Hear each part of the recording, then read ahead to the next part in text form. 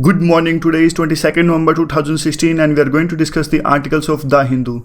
जो first article discussion का है वो कल एक दुखद हादसा हुआ, ट्रेन दुर्घटनाग्रस्त हो गई। इंदौर से पटना वो ट्रेन जा रही थी, कानपुर के पास में दुर्घटनाग्रस्त हो गई और ऑलमोस्ट 150 लोगों की जानें उसमें जा चुकी हैं। तो बहुत ही दुखद हादसा ये था। तो रेलवे सिक्योरिटी से रिलेटेड ये फर्स्ट आर्टिकल हमारा है। यहाँ पे देखिए फर्स्ट छोटा आर्टिकल ये डिस्कस करने हम जा रहे हैं। अभी कानपुर के पास ये दुर्घटना हुई। देखिए 150 लोगों की जानें इसमें गई और बहुत सी कंपनसेशन आई। इवन जो यूपी के सीएम है अखिलेश यादव की तरफ से, पीएमओ की तरफ से, प्राइम मिनिस्टर जो रिलीफ फंड होता है उसकी तरफ से, रेलवे मिनिस्ट्री की तरफ से, लेकिन कोई भी कंपनसेशन जो जानें गई हैं या फिर जो लोग इंजर हैं उनके जख्मों को नहीं भर सकती। और इस दुर्घटना से क्या हुआ है, एक पब्लिक कॉन्फिडेंस रेलवे सेफ्टी के अंदर लोगों का कम हुआ है बहुत ज़्यादा। अब देखिए पहले से आपने देखा होगा बहुत से लोग जो फ्लाइट वगैरह में, एरोप्लेन वगैरह में यात्रा करने से डरते हैं क्योंकि उनका कॉन्फिडेंस बहुत कम है। अगर इस तरह की दुर्घटनाओं को नहीं रोका गया तो वह दिन दूर नहीं कि रेलवे में भी लोगों का कॉन्फिडेंस धीरे धीरे डाइल्यूट होगा। वो तो देखिए रेलवे हमारी ज़रूरत है, हमारी मजबूरी है, इसलिए हमें ट्रैवल करना पड़ता है। लेकिन फिर भी अगर सेफ्टी करना सरकार की जिम्मेदारी है और इसकी तरफ कदम उठाए जाने चाहिए। अब देखिए पिछले कुछ सालों में एक कंसिस्टेंट डीरेलमेंट देखने को मिला है। मतलब ऐसे हादसों में जो ट्रेन डिरेल हुई है उसमें कमी आ ही नहीं रही है, कोई भी रिडक्शन देखने को नहीं मिल रहा है। और 50 की एवरेज आ रही है पिछले दिनों और 63 पीक पर गया डिरेलमेंट केसेस में। यह एक बड़ा डिरेलमेंट था इसलिए ज़्यादा जाने गई, लेकिन छोटे मोटे डिरेलमेंट होते रहते हैं, इसकी तरफ तो मीडिया भी ध्यान नहीं देती। अब देखिए बहुत से सेफ्टी के एलिमेंट्स होते हैं जैसे इंटीग्रिटी ऑफ ट्रैक्स, कि आपने ट्रैक्स जो टाइमली चेक, फ्रिक्वेंटली चेक किए हैं कि नहीं किए। आपकी सिग्नलिंग जो होती है, आपस में सिग्नल देते हैं, फाटक वाले आपने देखा होगा सिग्नल देते हैं कि ट्रेन कैन पास ना हो। और भी इस तरह के होते हैं इंजन्स और कोचेस। इन सभी चीज़ों की एक ऑडिटिंग होनी चाहिए टाइमली, टाइम टू टाइम, ताकि एक सेफ्टी इंश्योर की जा सके। ये देखिए ध्यान से, जब भी इसका क्वेश्चन आता है तो आप इन पर जरूर लिखिए।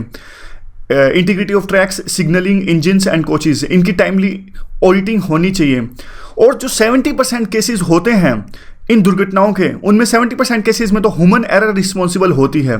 तो आज टाइम आ गया कि जो ह्यूमन के, इनको ज़्यादा से ज़्यादा ट्रेनिंग दी जाए और एक डिसिप्लिन जो होता है इनको, जो ऑपरेशनल डिसिप्लिन है इनके अंदर रखा जाए, ताकि बार बार आपने देखा होगा, देखिए जब फ्लाइट्स होती हैं तो बाकायदा पायलट का पहले अल्कोहल टेस्ट होता है, यानी ट्रैवलिंग से पहले, फ्लाइट उड़ाने से पहले उनका अल्कोहल टेस्ट होता है। इसी तरह के कुछ स्ट्रिक्ट डिसिप्लिन रेलवे में भी लाए जाएं ताकि ह्यूमन एरर को मिनिमाइज किया जा सके। देखिए एक लेवल के बाद में बिल्कुल जीरो लेवल पर तो नहीं पहुंचाया जा सकता, लेकिन अगर हम प्रॉपर नॉर्म्स रखें, प्रॉपर डिसिप्लिन रखें, उसकी मॉनिटरिंग करें, सर्विलेंस रखें, तो फिर ह्यूमन एरर को मिनिमाइज हम जरूर कर सकते हैं। और फोकस यह भी होना चाहिए कि जो भी ट्रैक में फ्लॉ है, कमी है ट्रैक में, उसकी स्पीड, कोच डिज़ाइन, किस तरह की चीज़ रिस्पॉन्सिबल थी इस दुर्घटना के लिए और कौन से ये फैक्टर्स रिस्पॉन्सिबल होते हैं जो पास्ट में दुर्घटनाएं हुई हैं उनके लिए, या फिर भविष्य में भी इन तरीके से जो खतरा है। जैसे कि कोई ट्रैक, जैसे पटरी होती है, पटरी में कुछ फॉल्ट हो, कुछ आगे पीछे हो गई हो, तो इससे भी दुर्घटनाएं होती हैं। अगर तय सीमा से स्पीड ज़्यादा हो, यानी जो ट्रैक है वो सक्षम ही नहीं है, एक लेवल से ज़्यादा उस पर स्पीड रख ही नहीं सकते, या फिर ड्राइवर ने वो स्पीड रखी हो उस लेवल से ज़्यादा, यह भी रिस्पॉन्सिबल हो सकता है। या फिर कोचेज़ का डिज़ाइन, लगातार कोचेज़ आपस में जुड़े होते हैं और वो उनका डिज़ाइन ऐसा ही नहीं था कि वो उस पटरी पर इस स्पीड से ज़्यादा चल सकते, तो कुछ भी चीज़ रिस्पॉन्सिबल हो सकती है। मेनली हमें करना क्या होगा, देखिए हमें अपनी गलतियों से सीखना होगा। पहले भी पास्ट में बहुत सारी ऐसी घटनाएं हुई, हमने अपनी गलतियों से नहीं सीखा, और इस घटना से भी हमने अपनी गलतियों से नहीं सीखा, तो भविष्य में भी ऐसी घटनाएं होती रहेंगी, ऐसी जाने जाती रहेंगी। तो हमें अपनी गलतियों से सीखना होगा। और पास्ट में बहुत सी कमेटियाँ आई, जैसे अनिल काकोडकर में committee I on the railway safety. जब भी क्वेश्चन आता है रेलवे सेफ्टी का तो आप इनका नाम जरूर कोट कीजिए, अनिल काकोडकर कमेटी। ऐसे कीवर्ड्स के मार्क्स होते हैं, उनको एग्जामिनर को अनिल काकोडकर का मार्क्स दिखते ही उनको एक डायमेंशन मिल गई तो 1 नंबर आपका वहाँ पर पक्का हो गया। तो ऐसे डायमेंशंस ऐड कीजिए हमेशा आप अपने आंसर्स में। विवेक दोबराय कमेटी तो अभी आई थी पिछले साल, लेकिन ये रेलवे सेफ्टी पर नहीं थी, ये पूरे रेलवे पे थी, रेलवे की रिस्ट्रक्चरिंग पर ये कमेटी थी। इन दोनों कमेटीज ने अपनी अपनी रिकमेंडेशन दी और अनिल काकोडकर कमेटी को तो काफ़ी टाइम हो गया है। क्या क्या इन्होंने कहा, 3-4 इनकी जो रिकमेंडेशन है वो डिस्कस कर लेते हैं। इन्होंने कहा कि एक स्टैच्यूटरी सेफ्टी अथॉरिटी होनी चाहिए, एक स्टैच्यूटरी सेफ्टी अथॉरिटी होनी चाहिए जो सब कुछ डिसाइड करे, सब कुछ इंडिपेंडेंट हो और जो भी कमी हो उसको दूर करे। स्पीड रिप्लेसमेंट, अब ये इन्होंने कहा कि जो पुराने कोचेज हैं यानी बूढ़े कोचेज हैं, इनको जल्द से जल्द रिमूव किया जाए विद LHB डिजाइन। किसी तरह का डिजाइन होगा या अच्छा डिजाइन होगा, LHB डिजाइन। तो इन्होंने कहा कि LHB डिजाइन से रिप्लेस किया जाना चाहिए जो बूढ़े कोचेज हैं उनको जल्द से जल्द। और इन्होंने कहा कि जो मैनेजमेंट है, मैनेजमेंट भी रिवैम्प होनी चाहिए और जो मेन मैनेजमेंट का फोकस होना चाहिए वो कोर ऑपरेशंस पे होना चाहिए, ना कि देखिए आजकल होता क्या है, पिछले दिनों रेलवे को बहुत ही ज़्यादा मिसमैनेज किया गया। आपने देखा होगा रेलवे क्या करेगी, रेलवे लालू प्रसाद यादव है, उन्होंने कुल्हड़ चलाए। देखिए मैं ये नहीं कह रहा, कुल्हड़ के भी अपने फायदे और नुकसान हैं, लेकिन ये काम रेलवे का नहीं है। और क्या क्या, ममता बनर्जी जब चीफ मिनिस्टर थी उन्होंने हॉस्पिटल चलाए, हॉस्पिटल्स, ये सब चीज़ें बहुत अच्छी हैं, सोशल जस्टिस बहुत अच्छा है ये काम, लेकिन एक्सपर्ट्स चलाएं तो ज़्यादा अच्छा है। अब अगर जो हेल्थ मिनिस्ट्री है वो हॉस्पिटल्स चलाए तो ज़्यादा अच्छा है, अगर रेलवे हॉस्पिटल्स चलाएगी तो उनमें रेलवे के पास में एक्सपर्टीज नहीं है तो लॉस ज़्यादा होगा, नुकसान ज़्यादा होगा। तो ये सोशल जस्टिस के जितने भी काम है बहुत अच्छे काम है और सरकार को जरूर करने चाहिए, लेकिन जिनकी जिम्मेदारी है उन्हीं को ये काम करना चाहिए। अब रेलवे इन कामों में पड़ेगी तो डेफिनेटली उनका ध्यान है जो कोर ऑपरेशन से हटेगा, उनका ध्यान इस तरह की सेफ्टी इंश्योर करने से हटेगा, इसलिए ये सारा का सारा माजरा है। प्रभु सुरेश प्रभु हमारे रेलवे मिनिस्टर हैं, इन्होंने 2016 के बजट में एक बात कही थी। इन्होंने कहा था कि 2017 मार्च में जब अगला बजट पेश होगा, हालांकि ये बात अलग है कि अब रेलवे बजट को ही हटा दिया गया है, अब रेलवे बजट को मर्ज कर दिया गया है फाइनेंस मिनिस्ट्री के साथ में, लेकिन इन्होंने ये तो सोचा था कि हम रेलवे बजट पेश करेंगे 2017 के अंदर में। तो इन्होंने कहा था कि 2017 तक एक अल्ट्रासाउंड फ्ला डिटेक्शन मशीन को टेस्ट किया जाएगा, ताकि कोई भी फ्ला, अगर कोई भी कमी है ट्रैक के अंदर में तो उसे डिटेक्ट कर लिया जाए। तो इस पर भी एक देखना जरूरी है कि क्या इस पर कितना काम हुआ है और कब तक ये आएगा। अब दूसरी ये डिजास्टर मैनेजमेंट का इंपॉर्टेंट पॉइंट है। देखिए इस तरह की जो डिजास्टर्स होती हैं, इस तरह की डिजास्टर्स मेनली होती है रूरल एरिया में। मतलब देखिए शहर देख के तो नहीं होती, डिजास्टर तो कहीं भी हो सकती हैं, लेकिन अगर रूरल एरिया में होती है तो वहाँ ज़्यादा लॉस होता है, ज़्यादा जानों का खतरा होता है। क्योंकि देखिए जब भी एक्सीडेंट हुआ, एक्सीडेंट के बाद का पहला घंटा जिसे गोल्डन टाइम भी कहते हैं वो बहुत इंपॉर्टेंट होता है। उस गोल्डन टाइम में बहुत सी जानें बचाई जा सकती हैं, बहुत से लोगों को बचाया जा सकता है। लेकिन होता क्या है, दूर दराज के रिमोट एरियाज़ में जब ये एक्सीडेंट होते हैं तो लोकल जो डिस्ट्रिक्ट का हॉस्पिटल इंफ्रास्ट्रक्चर है वो अच्छा नहीं होता कि इस तरह की ग्रेव इंजरीज को वो ठीक कर सकें। तो एक यह भी डिजास्टर मैनेजमेंट का इंपॉर्टेंट पॉइंट है कि हर एक डिस्ट्रिक्ट का जो डिस्ट्रिक्ट हॉस्पिटल है उसको इतना स्ट्रेंथन किया जाए कि हाईफाई हाईटेक इक्विपमेंट्स वहाँ हो और किसी भी तरह की जो इंजरीज हो, किसी भी तरह की डिजास्टर को वो ठीक करने में या हैंडल करने में सक्षम हो। तो यह डिजास्टर मैनेजमेंट का इंपॉर्टेंट पॉइंट यहाँ पर है। तो ये सारा आर्टिकल रेलवे सेफ्टी से रिलेटेड था। अब अगला आर्टिकल जो है वो डिसीजन रिव्यू सिस्टम से है। डिसीजन रिव्यू सिस्टम जो लोग क्रिकेट देखते हैं उनको पता ही होगा। होता क्या है, जब कोई अंपायर डिसीजन देता है तो कोई भी जो टीम है वो एक डिसीजन ले सकती है। जैसे मिस्टर धोनी ने अभी ऐसे हाथ का सिग्नल दे रखा है, तो ऐसे ही वो एक सिग्नल दे सकते हैं। जो अंपायर ने डिसीजन दिया उसको रिव्यू करेंगे यूजिंग टेक्नोलॉजी। थर्ड अंपायर जो होगा वो इस डिसीजन को रिव्यू करेगा। तो इस डिसीजन पर काफ़ी वाद विवाद हुआ तो थोड़ा सा इसका हिस्ट्री डिस्कस कर लेते हैं। तो है क्या ये है, तो देखिए ये साफ साफ टेक्नोलॉजी बेस्ड सिस्टम है ये, और इसमें टेस्ट क्रिकेट में ये यूज़ होता है। पहले इसको टेस्ट क्रिकेट में इंट्रोड्यूस किया गया था। इसमें ऑन फील्ड अंपायर है वो सिग्नल देता है थर्ड अंपायर को कि जो डिसीजन मेरे द्वारा दिया गया है उसको आप रिव्यू कीजिए। हुआ, इसकी शुरुआत कहाँ से हुई? देखिए शुरुआत इसकी हुई थी इंडिया और ऑस्ट्रेलिया के बीच में एक मैच हुआ था 2008 में, सिडनी में वो मैच हुआ था। उसमें अंपायर्स ने काफ़ी गलत डिसीजंस दिए थे, तो एक टेंशंस का माहौल क्रिएट हो गया था इंडिया की टीम के बीच में और ऑस्ट्रेलिया की टीम के बीच में। तो एक ऐसी जरूरत महसूस हुई कि इस तरह का कोई सिस्टम होना चाहिए ताकि अंपायर अगर इतने ज़्यादा गलत डिसीजंस दें जिससे मैच का रिजल्ट ही प्रभावित हो, तो इस तरह का कोई डिसीजन होना चाहिए अंपायर के डिसीजंस को रोकने के लिए, गलत डिसीजंस को रोकने के लिए। तो फिर बाद में पहली बार ये टेस्ट भी हुआ था, इंडिया और श्रीलंका के बीच में मैच हुआ था 2008 में।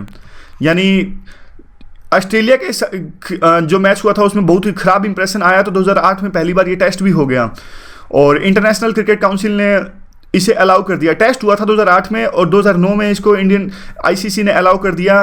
न्यूजीलैंड और पाकिस्तान के बीच में जो मैच हुआ था वहाँ ओवल में ये मैच हुआ था। मेनली ये नहीं पूछेंगे, देखिए डीआरएस पूछ सकते हैं यूपीएससी में, इंपॉर्टेंट है डीआरएस, क्योंकि पहले भी मेंस में क्वेश्चन पूछा गया था silicon tapping on the bats. तो ऐसे जो स्पोर्ट्स के अंदर में न्यू टेक्नोलॉजीज आती हैं तो डेफिनेटली यूपीएससी उन पर पूछ सकती है और पूछा भी है पास्ट में। तो देखिए, जब ये सिस्टम आया 2008 में आईसीसी ने इसे इंट्रोड्यूस किया, लेकिन एक लेवल के बाद में इसे कंपलसरी नहीं रखा गया, स्क्रैप कर दिया, क्योंकि कुछ टीमें इसके खिलाफ थी, मेनली बीसीसीआई इसके अगेंस्ट थी और बहुत सी टीमें, मेजॉरिटी ऑफ द प्लेयर्स इसके फेवर में थे। बीसीसीआई इसके क्यों खिलाफ थी? क्योंकि बीसीसीआई को जल्द ही रियलाइज हो गया कि यह जो टेक्नोलॉजी है वो भी इसमें कि मैन की इंटरवेंशन अभी भी है और ये गलती प्रोन है अभी भी, मतलब इसमें भी गलती के चांसेस हैं, इसलिए बीसीसीआई ने इसे मना करना स्टार्ट कर दिया। और जो बीसीसीआई के टॉप प्लेयर्स हैं, यानी हमारे प्लेयर्स सचिन तेंदुलकर, महेंद्र सिंह धोनी, और इन्होंने कहा देखिए, जो मैच के अंदर टेक्नोलॉजी का इस लेवल पर यूज करना, जो क्रिकेट की एक स्पिरिट है, यानी क्रिकेट की एक भावना है, जेंटलमैन गेम इस क्रिकेट को कहा जाता है, उस भावना को ये दुर्भावना में ट्रांसफॉर्म कर देता है, इसलिए ये सिस्टम नहीं होना चाहिए। ये बात कही हमारे प्लेयर्स सचिन तेंदुलकर और महेंद्र सिंह धोनी ने, इसलिए बीसीसीआई ने इसका अपोज किया, पुरजोर विरोध किया। और बाद में देखिए, बाद में बहुत से ऐसी टीम्स इसको क्या किया, आईसीसी ने इसको ना कंपलसरी नहीं रखा, इन्होंने कहा कि मर्जी है आपकी, यानी दो टीमें अगर राजी हैं तो डीआरएस वो ला सकती हैं, अगर वो राजी नहीं है तो डीआरएस नहीं आएगा। तो हमेशा जब भी इंडिया का मैच होता था तो डिसीजन रिव्यू सिस्टम उसमें नहीं होता था, क्योंकि बीसीसीआई का विरोध उसमें था। अब धीरे धीरे बीसीसीआई में जनरेशन गैप आ गया है। क्रिकेट में भी देखिए, अब विराट कोहली और नए जो यंग प्लेयर्स आ गए हैं, और बीसीसीआई में भी अनुराग ठाकुर जो अभी बीसीसीआई के चीफ हैं वो आ गए हैं, तो एक जनरेशनल गैप आ गया है। तो अब उनका जो स्टैंड है डीआरएस पे वो स्मूदन आउट हो गया है, यानी उन्होंने अपना जो स्टैंड है वो डाइल्यूट कर दिया है। इसीलिए इसी के कंटेक्स्ट में अभी जो उन्होंने अलाउ कर दिया बीसीसीआई ने, जो अभी एक जो मैच चल रहा है, ऑनगोइंग सीरीज है इंडिया और इंग्लैंड की, इसमें जो डीआरएस है इसका यूज किया जा रहा है। तो देखिए, कुछ जो चेंजेस हैं वो ये लाए जा सकते हैं। कुछ तो चेंजेस, टेक्नोलॉजी अब बहुत ज़्यादा इंप्रूव हो गई है, और कुछ चेंजेस हैं कि जो थर्ड अंपायर है और ऑनगोइंग जो ग्राउंड पे जो अंपायर है, इनके बीच में एक better, you can see that, एक बेटर कम्युनिकेशन इस्टेब्लिश किया जाए। और इसके रिगार्डिंग कौन से पॉइंट्स हैं, ये देखिए, ये जो 2008 के बाद में आया था वो कंटेक्स्ट है, और 2008 में फर्स्ट टाइम इसे यूज़ किया गया, और बाद में बीसीसीआई को यह रियलाइज़ हुआ कि जो टेक्नोलॉजी है वो फॉल्टलेस नहीं है, और इसमें भी अनस्किल्ड ह्यूमन इंटरवेंशन के चांसेस हैं। और मेजॉरिटी अगेंस्ट बीसीसीआई ये फैक्टर है कि मेजॉरिटी टीम्स, मेजॉरिटी जो बोर्ड्स हैं वो चाहते हैं कि डीआरएस सिस्टम होना चाहिए, बीसीसीआई कहता था नहीं होना चाहिए। लेकिन आपको पता होगा बीसीसीआई एक बहुत ही डोमिनेंट बोर्ड है, बीसीसीआई बहुत सा रेवेन्यू देता है आईसीसी को, क्योंकि हमारा इंडिया का बोर्ड है, और इंडिया में आपको पता है क्रिकेट एक रिलीजन की तरह, धर्म की तरह, बहुत सारा रेवेन्यू क्रिकेट से आता है। सारे के सारे मैचेस, इवन जो आईपीएल होता है, सारी की सारी सीट्स ऑलमोस्ट फुल होती हैं, तो इसलिए बहुत सा रेवेन्यू आता है, तो बीसीसीआई के चलती है आईसीसी के अंदर में। अब बीसीसीआई ने अपना स्टैंड स्मूदन किया है और ऑनगोइंग सीरीज में इसे यूज किया जा रहा है। तो ये सारे पॉइंट्स थे। उसके बाद में जो एक इंपॉर्टेंट डेवलपमेंट यहाँ होती है, देखिए, उसके इसी बीच में क्या हुआ, टेक्नोलॉजी और भी ज़्यादा इंप्रूव हो गई है। पहले एक कैमरा का frame rate 75 frame with in single second use होता था। 2011 से तो ऐसे कैमरे आ गए हैं जो 340 फ्रेम देते हैं, और इससे भी ज़्यादा डेटा पर सेकंड में। तो यह भी, अब देखिए, साउंड डिटेक्शन जो सिस्टम है, अब यह लगाना बहुत आसान हो गया कि बॉल पहले पैड पे लगी है या फिर पहले बैट पे लगी है, और स्लो मोशन कैमरा जो आसानी से बता सकते हैं कि बॉल कहाँ जा रही थी, किस डायरेक्शन में जा रही थी, यानी गलती के चांसेस हैं कुल मिलाकर ये कहना बहुत ही कम हो गए हैं। बस यही पॉइंट आप इतने याद रखिए, बस 3-4 चीज़ें हैं। टेक्नोलॉजी कितनी इंप्रूव हो गई है कि पर फ्रेम्स कैमरा बहुत इंप्रूव हो गया है, जो डेटा जो दे सकते हैं। स्लो मोशन में कैमरास बहुत ज़्यादा इफेक्टिव हो गए हैं, और साउंड डिटेक्शन जो टेक्नोलॉजी है बहुत भी इंप्रूव्ड है। अगर मेंस में क्वेश्चन आए तो ये सारे पॉइंट्स आसानी से लिखे जा सकते हैं।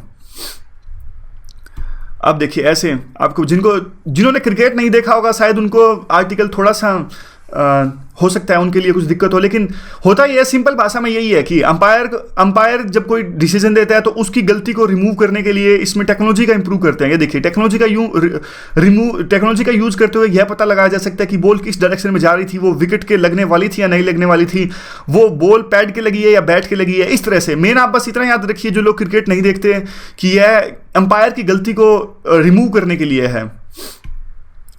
अगला देखिए, अगला जो आर्टिकल है वो मेन आर्टिकल जो है ये डिस्कस करने लायक नहीं है। यह आर्टिकल वही ट्रंप क्यों जीते, हिलेरी क्यों हारी, अमेरिका की सोसाइटी, उसी से रिलेटेड। तो ये आर्टिकल अपने लिए कोई काम का नहीं है, और आप देख सकते हैं इसे, अगर पढ़ने लायक हो तो आपके हिसाब से इंटरेस्टिंग लगे तो आप पढ़ लेना। और अगला जो आर्टिकल है, देखिए यहाँ पर आर्टिकल, ये अच्छा आर्टिकल है, ये डिमोनेटाइजेशन के बाद के इफेक्ट्स, यानी कैशलेस इकोनॉमी की तरफ गवर्नमेंट का फोकस, उससे रिलेटेड ये आर्टिकल है। तो इस पर थोड़ी सी नज़र डाल लेते हैं। देखिए डिमोनेटाइजेशन हुआ, आपको इसका कंटेक्स्ट पता है, उसके बाद से एक दिखते लोगों को हो रही हैं और कैश की क्रंच है, यानी कैश की बहुत ज़्यादा शॉर्टेज है। अब तो धीरे धीरे सिचुएशन ऑलमोस्ट नॉर्मल की तरफ अग्रसर है। लेकिन एक बात साफ है, जो गवर्नमेंट है, गवर्नमेंट ने कैश को एक विलेन के तौर पर पेश किया है। गवर्नमेंट बार बार फोकस करती है इस बात पर कि कैशलेस इकोनॉमी हो। आरबीआई भी इस बात पर फोकस करता है कि कैशलेस इकोनॉमी होनी चाहिए। बहुत सारे इकोनॉमिस्ट ने भी अपनी राय इस पर व्यक्त की है कि कैशलेस इकोनॉमी होगी तो आसानी से हमारी इकोनॉमी ज़्यादा डेवलप करेगी और करप्शन को पकड़ा जा सकता है, ब्लैक मनी को पकड़ा जा सकता है। तो इसी से, यानी पूरी आर्टिकल में कैशलेस इकोनॉमी पर फोकस है, तो अच्छा आर्टिकल आप इसे कह सकते हैं। बहुत सारे इंपॉर्टेंट पॉइंट्स इसमें हैं। देखिए, बहुत सारे लोगों का यह मिथ होता है कि जो ब्लैक मनी है वो है जो बड़े बड़े अमीर लोग, जैसे पुरानी हिंदी मूवीज़ में दिखाते थे कि उनको पहले से पता लगता है कि रेड पड़ने वाली है, तो अपने बड़े बड़े सूटकेस में वो कैश भरते थे या फिर ज्वेलरीज भरते थे और किसी दूसरे स्थान की ओर चलते थे रेड होने से पहले ही। पुरानी मूवीज़ में आपने देखा होगा ये। लेकिन ये मिथ है, मतलब हमें तो पता ही है, एटलीस्ट यूपीएससी से रिलेटेड लोगों तो ये पता ही है। रियल एस्टेट और गोल्ड, इनमें सबसे ज़्यादा जो होता है ब्लैक मनी होती है। और कैश जो होता है, देखिए हाई जो, यानी बड़े नोट्स जो होते हैं, जैसे 2000 के नोट्स, 1000 के नोट्स, यह बात सच है कि ये करप्शन को फैसिलिटेट करते हैं, यानी इससे ज़्यादा करप्शन होता है। और यह बात भी सच है कि इससे ज़्यादा टैक्स अवॉइडेंस होता है। देखिए, लेकिन और जो कैश ट्रांजैक्शंस हैं, वो कैश ट्रांजैक्शंस होती है एक इनफॉर्मल ट्रांजैक्शंस होती हैं, यानी टैक्स दायरे के अंदर में नहीं आता। टैक्स से जो लेन देन होता है वो बैंक अथॉरिटीज़ की निगाह में नहीं आता, टैक्स अथॉरिटीज़ की निगाह में नहीं आता। तो ये एक इनफॉर्मल ट्रांजैक्शंस होती हैं। इस पर ना तो जो है जो ट्रेडर्स, स्मॉल ट्रेडर्स हैं या बड़े ट्रेडर्स हैं, टैक्स देते। आप देखिए, किसी भी बड़े रेस्टोरेंट में जाइए तो आपको क्या होगा एक तरह से ये जो एसी के बड़े रेस्टोरेंट्स होते हैं, इनको टैक्स देना पड़ता है, तभी इनकी एक पर्ची कटती है। लेकिन अगर ये कैश में लेने लगे ट्रांजैक्शंस, तो ये इनको वो टैक्स गवर्नमेंट को देना नहीं पड़ेगा। तो अब जोर किन पे है? अब ये visa, master card, PayPal, Paytm, Apple पे, एम पैसा, ये सारी चीज़ें, हमारा रुपया भी, रुपे कार्ड इसमें दिखा नहीं है। देखिए, ये सारी जो ये चीज़ें हैं, ये मर्चेंट कंपनीज हैं। ये मर्चेंट कंपनीज जो ट्रांजैक्शंस होती हैं, कैशलेस ट्रांजैक्शंस यानी यूजिंग डेबिट कार्ड, उनको फैसिलिटेट करती हैं। और ये ट्रांजैक्शंस काफ़ी कन्वीनियंट होती है, आसानी से इनको किया जा सकता है, ट्रैकेबल होती है और इनको ट्रैक किया जा सकता है। ब्लैक मनी को कर्ब करती है और इवन टेरर फाइनेंसिंग को भी कर्ब करती है। अब देखिए, टेररिज्म के लिए जो पैसा आता है वो यूजिंग डेबिट कार्ड थोड़ी आएगा, वो तो कैश से ही आएगा। अगर यूजिंग डेबिट कार्ड वो ये ट्रांजैक्शन करने लगे, टेररिस्ट के लिए पैसा है, तो वो पकड़े जाएंगे। जैसे कश्मीर में देखिए, आप कश्मीर में 500 रुपए देते हैं पत्थर फेंकने के, और ये बात बिल्कुल सच है। 500 रेट, 1000 रेट बम फेंकने का वहाँ पे है। ऐसा कई स्टडीज़ में आया है, मतलब मेरा व्यू नहीं है, कई स्टडीज़ में ये आया है। तो देखिए, अब वो ट्रांजैक्शन करते हैं, वो यूजिंग बड़े नोट्स तो करते हैं, यूजिंग बड़े नोट्स वो ऐसे पैसे डिस्ट्रीब्यूट करते हैं। अगर बिल्कुल कैशलेस इकोनॉमी होगी, कम कैश होगा, तो वो ये सारे 500 और 1000 के नोट वो यूजिंग डेबिट कार्ड थोड़ी डिस्ट्रीब्यूट करेंगे। अगर ऐसा करेंगे तो वो पकड़े जाएंगे। तो इसीलिए टेरर फाइनेंसिंग पे लगाम कसती है अगर कैशलेस इकोनॉमी हमारी हो तो। दूसरा आप केस देखिए दूसरा आप कोई भी केस देख लीजिए, रिश्वत देनी हो तो यूजिंग हाई डिनोमिनेशन नोट्स ही होती है, इंटरनेट से कोई रिश्वत नहीं देता। उसके बाद में इनका व्यू आता है, किनीथ रोजडॉफ, इन्होंने अपना व्यू रखा। इन्होंने कहा कि जितना भी मार्केट में कैश होता है उससे एक वर्ल्ड अंडरग्राउंड इकोनॉमी पैदा होती है यानी उससे ड्रग ट्रैफिकिंग होती है, ह्यूमन ट्रैफिकिंग होती है, एक्सटॉर्शन, मनी लॉन्ड्रिंग और इलीगल इमिग्रेशन सॉरी, ये सारी चीज़ें इससे होती हैं। और देखिए, अगर सारी की सारी ट्रांजैक्शंस, ज़्यादा से ज़्यादा ट्रांजैक्शंस होंगी अगर बैंक के थ्रू, अगर कैशलेस होंगी, तो गद्दों के नीचे कैश रखने की जरूरत नहीं है और शॉपकीपर्स को भी, चोरों से अपना कैश संभालने की जरूरत नहीं है। इवन एक हाइजीनिक भी होती हैं। देखिए, जो ये ट्रांजैक्शंस होती हैं, बैंक के नोट्स आपने देखा होगा, तरह तरह के लोग इसे यूज़ करते हैं। मतलब कहने का मतलब है, बैंक के नोट्स पर जम्स हो सकते हैं, तो हाइजीनिक है कैशलेस ट्रांजैक्शन यूज़ करना।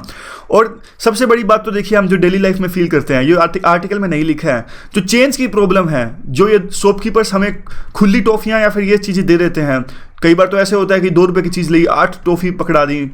तो ये चीज़ों से भी हम बच सकते हैं अगर कैशलेस इकोनॉमी हमारी हो तो, ज़्यादा से ज़्यादा कैशलेस ट्रांजेक्शन्स हों तो। अब देखिए, कौन कौन से देशों में, केस स्टडी है तो इंपॉर्टेंट है ये। 2.12% जीडीपी का यूज़ होता है स्वीडन में, यानी कैशलेस है। सिर्फ 2% कैश यूज़ होता है वहाँ पे। यूके में ये डाटा है 3.64 और कनाडा में 3.68। देख लीजिएगा, कोई खास याद नहीं रहेगा पेपर में, 100% इतना तो डेटा याद नहीं रहेगा।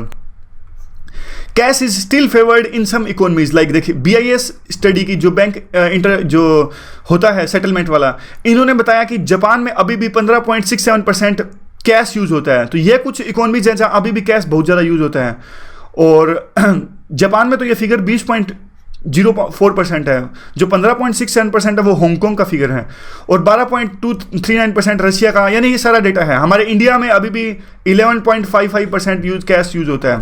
तो देखिए इससे बहुत सारे क्वेश्चंस उभरते हैं। सबसे पहले तो ये क्वेश्चन यूँ उभरता है कि कैश पेमेंट के लिए हम अभी भी क्यों डोमिनेंट हैं। तो सबसे बड़ा तो रीज़न है कि अनबैंक्ड जो फैमिलीज हैं, जिनके पास अभी भी बैंकिंग की सुविधा उपलब्ध नहीं है दूर दराज गाँव के इलाकों में, और एक इंट्यूटिव मेथड है, यानी कैश यूज करने से एक फील आती है। देखिए एक तो आपकी सैलरी आए, अगर आप किसी सॉफ्टवेयर कंपनी में काम कर रहे हैं, एक तो आपकी सैलरी आए महीने वाले दिन बैंक अकाउंट के अंदर में, एक वहाँ पे जाके पैसे लोगे तो एक वैल्यू क्रिएट होती है, एक इंट्यूटिव मेथड है, फील आती है पैसों से आप अगर कोई ट्रांजेक्शन करते हो तो। एक ट्रांजेक्शन फी का भी मैटर है, अभी तक गवर्नमेंट ने ये दूर नहीं किया है। जो ये ऑनलाइन ट्रांजेक्शन्स होती हैं इस पर फीस लगती है और कैश पे कोई भी फीस नहीं लगती है, तो यह भी एक रीज़न है।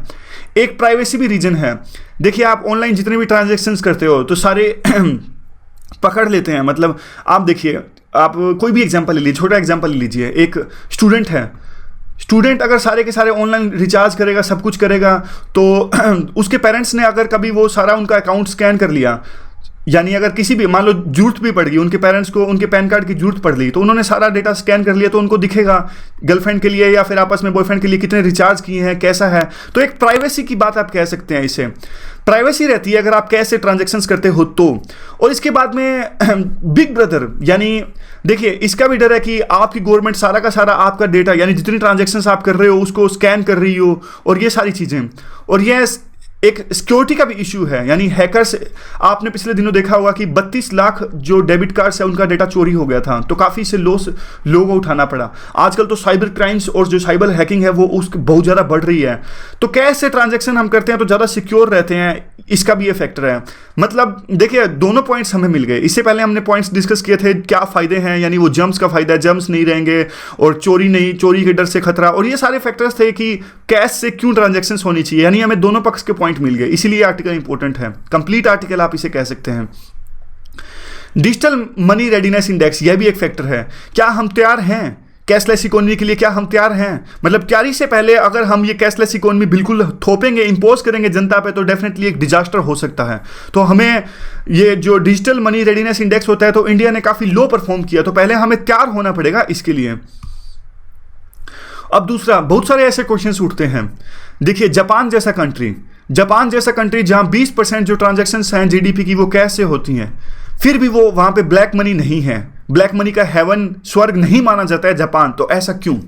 अब दूसरा रीजन देखिए, ब्राजील जैसा कंट्री, बिल्कुल लो, यानी कैश से बहुत कम ट्रांजैक्शंस वहां पे होती है, और फिर भी एक करप्शन के लिए बहुत ज़्यादा उनकी रेपुटेशन हाई फाई है, यानी ये माना जाता है कि वहां पे बहुत ज़्यादा करप्शन होता है। तो क्या सेफगार्ड्स हैं? तो मतलब इसके भी क्या सेफगार्ड्स हैं? जो हमारी मनी है, हमारा पैसा जो हमने बैंक के अंदर रखा है, जिससे हम ट्रांजैक्शन करने वाले हैं, क्या इस बात की गारंटी है कि वो एक नॉन परफॉर्मिंग एसेट, यानी वो पैसा माल्या जैसे लोगों को देने के लिए नहीं यूज होगा, वो नॉन परफॉर्मिंग एसेट में नहीं कन्वर्ट होगा? क्या इस बात की गारंटी है? और इसके बाद देखिए, क्या इस बात की गारंटी है कि वो बैंक लेमन ब्रदर्स की तरह बाद में डूब नहीं जाएगा? क्या गारंटी है इस बात की? देखिए 2008 में रिसेशन आया था जब, तो यह भी कहा जाता है कि इंडिया की जो इकोनॉमी है उस पर इस 2008 के रिसेशन का बिल्कुल भी फर्क नहीं पड़ा था। और एक बात यह कही जा रही थी कि उस टाइम पे, क्योंकि इंडिया में पैरेलल इकोनॉमी है बहुत ज़्यादा, यानी ब्लैक मनी कह सकते हैं, या पैरेलल इकोनॉमी बहुत ज़्यादा है, इसीलिए हम उस 2008 के रिसेशन से बच पाए थे। और इस बात की भी क्या गारंटी है कि आपको आने वाले टाइम में, अब देखिए अभी तो हमारे सेविंग अकाउंट पे हमें 4% वो है इंटरेस्ट मिलता है एक साल में, यानी 1 लाख जमा करें तो आपने इतना इंटरेस्ट मिलेगा आपको। लेकिन क्या गारंटी है कि आने वाले टाइम में जो इंटरेस्ट रेट्स हैं 4% ना होकर नेगेटिव में चला जाए? तो हमें क्या फ़ायदा है इस बात का? और दूसरी बात ये, जो अनबैंक्ड मिलियंस हैं, यानी इतने सारे लोग जो अभी भी फिनेंशियल इंक्लूजन के दायरे में नहीं आते, तो उनका क्या? तो ये सारे रीजन्स हैं, सारे फैक्टर्स इंपॉर्टेंट हैं। दूसरी बात, अगर कोई भी स्टेप उठाएं तो एक systematic institutional regulatory and market reforms के हिसाब से उठाएं। ऐसा नहीं हो कि जल्दबाजी में वो स्टेप उठा लिया जाए। वो स्टेप प्रूडेंट होना चाहिए। हमारी इकोनॉमी देखिए हमें स्पेस तो देती है, लेकिन ये इस तरह से डिसीजंस लेने से पहले हमें कुछ काफ़ी सोच विचार के डेलिब्रेशन के बाद ही ऐसा स्टेप उठाना चाहिए। और बाद में थोड़ा बहुत इन्होंने पॉलिटिक्स का क्रिटिसाइज़ किया है। तो ये सारा आर्टिकल था, बहुत अच्छा आर्टिकल इसे आप कह सकते हैं कि काफ़ी पॉइंट्स इसमें हमें मिलते हैं। अगला जो आर्टिकल है लैंड एक्विजिशन से रिलेटेड आर्टिकल है। यहां पे देखिए,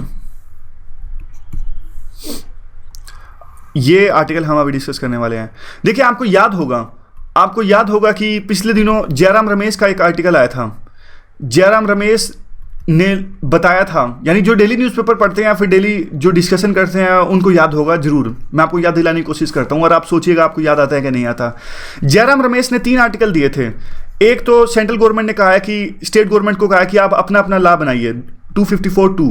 स्टेट गवर्नमेंट और सेंट्रल गवर्नमेंट सेम चीज़ पर तब लॉ बना सकते हैं, यानी स्टेट गवर्नमेंट उसी सब्जेक्ट पे कॉन्करेंट लिस्ट पे तब लॉ बना सकती है जब प्रेसिडेंट उस पर असेंट दें।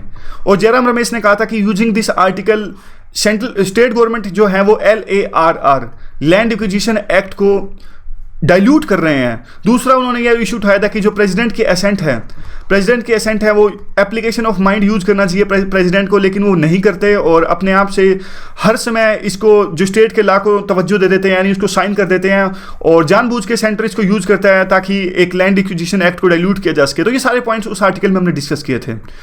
अब उसी आर्टिकल का जवाब दे रही हैं ये इस आर्टिकल में जिन्होंने ये आर्टिकल लिखा है, कंटेक्स्ट लैंड एक्विजिशन एक्ट। तो देखिए अब वही बात है जो हमने अभी डिस्कस किया, कब स्टेट गवर्नमेंट अगर सेम चीज़ पे सेंट्रल गवर्नमेंट का लॉ है उसे बाईपास कर सकते हैं। यानी देखिए कॉन्करेंट लिस्ट में दोनों लॉ बना सकते हैं। कॉन्करेंट लिस्ट में सेंट्रल गवर्नमेंट भी लॉ बना सकती है और स्टेट गवर्नमेंट भी। स्टेट गवर्नमेंट का लॉ कब चलेगा सेंट्रल गवर्नमेंट के ऊपर में, जब प्रेसिडेंट अपनी असेंट उस पर दे दें।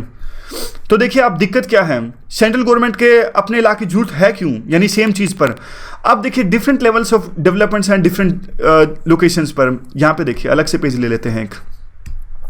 अब देखिए यूपी की जो जरूरतें हैं वो अलग हैं, यूपी को अलग प्रोजेक्ट की आवश्यकता है। यूपी का और बिहार का जो डेवलपमेंट लेवल है वो अलग है। और जो तमिलनाडु है, ये अमीर स्टेट है, तमिलनाडु है, गुजरात है, इनका जो डेवलपमेंट है अलग स्टेट्स पर। तो इनको ज़्यादा अलग लैंड एक्विजिशन एक्ट की आवश्यकता है और इनको अलग लैंड एक्विजिशन की एक्ट की आवश्यकता है। ना सिर्फ एक अलग स्टेट्स, आप इंट्रा स्टेट्स भी देखिए। आप यूपी देखिए, यूपी के ईस्टर्न एक्ट में अलग लॉ की आवश्यकता है, वेस्टर्न यूपी में अलग लॉ की आवश्यकता है। तो ये सारे फैक्टर्स हैं। इंटर स्टेट्स, ना सिर्फ इंटर स्टेट्स बल्कि इंट्रा स्टेट्स भी, इसलिए अलग से लॉ की आवश्यकता होती है स्टेट्स को, उनको अपना अलग से लॉ पास करना चाहिए। उसके बाद में क्या हुआ देखिए उसके बाद में क्या हुआ, स्टेट गवर्नमेंट्स अगर अपना कानून बनाती है तो उसमें दिक्कत है क्या। स्टेट गवर्नमेंट्स को ज़्यादा एक्सपीरियंस होता है, उनको लोकली ज़्यादा प्रॉब्लम्स का पता होता है, ज़्यादा एक्सपर्टीज होती है लोकली जो प्रॉब्लम्स है लोकल इश्यूज में। तो यह तो अच्छा ही तो है, इसमें किस बात का विरोध। अगर स्टेट गवर्नमेंट्स अपना लैंड एक्विजिशन एक्ट बना रही हैं तो इसमें गलत है ही क्या। एक तो ये पूरा इशू है। दूसरा इशू अब वो लाती हैं LAR 2013 का, लैंड एक्विजिशन एक्ट 2013। अब जयराम रमेश ने जो पहले आर्टिकल लिखा था उसमें यह कहा था कि लैंड एक्विजिशन एक्ट 2013 है वो डाइल्यूट हो रहा है, डाइल्यूट किया जा रहा है स्टेट जिससे लॉ पास कर रहे हैं।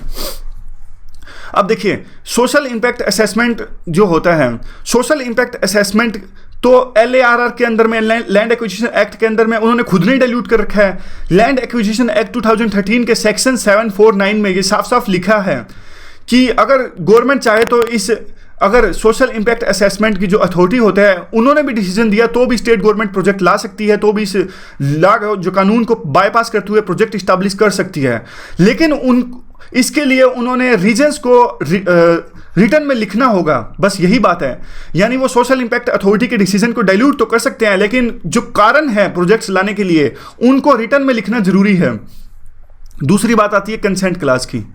इस पर भी सेंट्रल गवर्नमेंट ने इसको बाईपास कर रखा है। देखिए इसमें जो LARR 2016 है इसमें दिया कि कंसेंट कंपलसरी है, लेकिन उसमें बाद में यह भी लिखा है कि कंसेंट कंपलसरी नहीं है अगर गवर्नमेंट एक्वायर करती है लैंड अपने रीजन्स के लिए, तो उसमें देखिए फिर भी एक है डाइल्यूशन का जो है स्कोप उसी एक्ट के अंदर ही है। यानी दोनों चीज़ें देख लीजिए, सोशल इंपैक्ट असेसमेंट के बाद भी अगर रिटर्न में रीजन्स दिए तो वो प्रोजेक्ट इस एक्ट को डाइल्यूट कर सकता है। और कंसेंट क्लास भी देख लीजिए, यानी कंसेंट जरूरी नहीं है अगर गवर्नमेंट्स अपने प्रोजेक्ट्स के लिए एक्वायर किया जाए।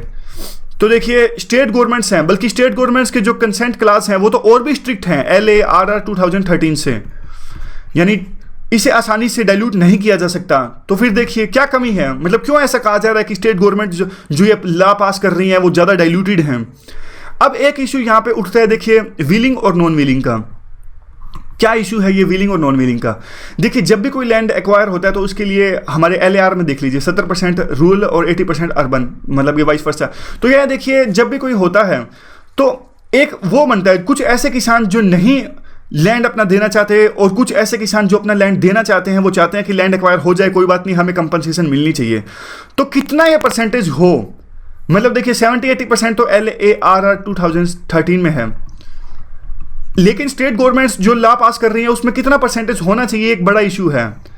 देखिए कितना भी परसेंटेज हो, इंटरेस्ट ऑफ नॉन विलिंग के तो डाइल्यूट होंगे ही होंगे, चाहे 90% हो या 95% हो। 90% हो तो 10% के डाइल्यूट होंगे, 5% हो तो, अगर 95% हो तो 5% के डाइल्यूट होंगे। तो एक लेवल के बाद तो डाइल्यूशन होगा ही होगा। तो गवर्नमेंट का जो वर्क है ये इस बात पर डिपेंड करता है कि पॉलिटिकली कैसे इस इशू को टैकल किया जाए।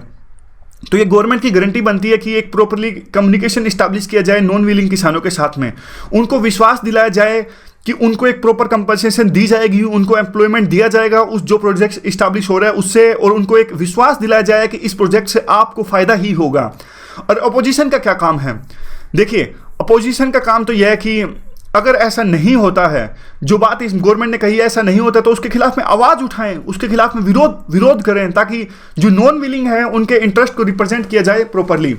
अगर उसके बाद में भी अगर अपोजिशन उनकी आवाज़ उठाता है फिर भी उस पर कोई असर नहीं होता, तो देखिए यही तो हमारी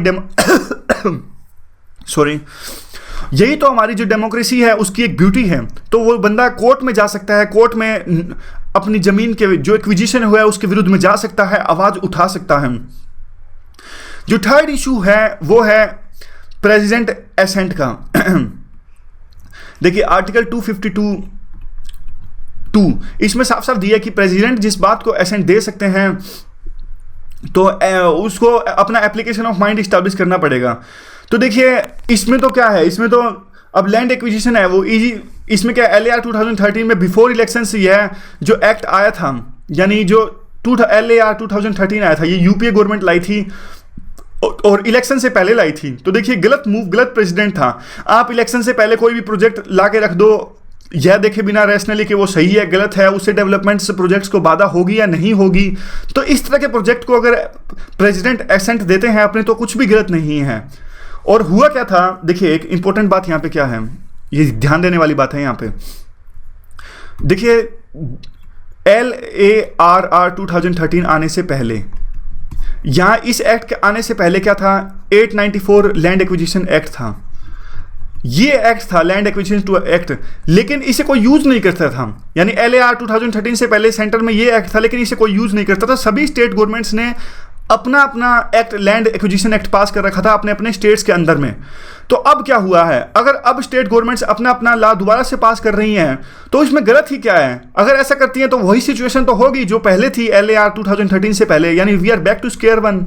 जो पहले था यानी 1 का स्क्वायर 1, वही सिचुएशन में हम अभी आ जाएंगे। तो यह भी एक, तो प्रेसिडेंट की एसेंट इसमें गलत नहीं है। तो 3 इशू इन्होंने यहाँ पे उठाए, एक प्रेसिडेंट एसेंट, एक LAR 2013 और जो सबसे पहला जो इशू था लैंड एक्विजिशन एक्ट, यानी बाईपास जो स्टेट गवर्नमेंट अपना लाभ बना रही है।